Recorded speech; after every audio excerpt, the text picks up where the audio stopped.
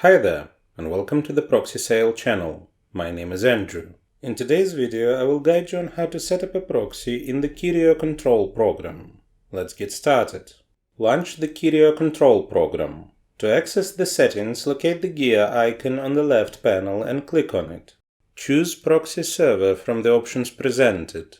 In the opened window, activate Enable Non-Transparent Proxy Server in the Proxy Server tab. Below that, specify the proxy port in the designated field. If you activate Allow Tunneled Connections to all TCP ports, the specified IP address will be used for all ports on your device. In the Parented Proxy Server section below, activate Use Parent Proxy Server. This will enable the fields where you can enter the username and port of your proxy. If you are using personal proxies that require authentication, activate Parent Proxy Server Requires Authentication, and the fields for entering the username and password will become active. Enter these details accordingly. Click on Apply to save the changes. If you wish to enable proxy rotation, navigate to the Reverse Proxy tab.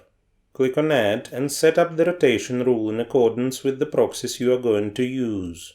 Once all the settings are configured, click on OK. If you need to configure the use of cache for proxy servers based on their type, go to the HTTP Cache tab.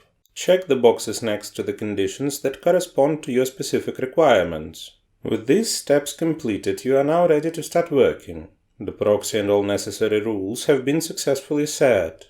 Let me remind you that your work as well as your accounts may be at risk if you operate with free proxies that can be found on the network. Such proxies do not have guarantees of anonymity and security. We recommend a reliable and trusted provider, ProxySale.com, which will allow you to get proxies of any location with guaranteed anonymity and security for working on a network. The link will be in the description. Don't forget to hit the like and subscribe buttons. See you in the next video.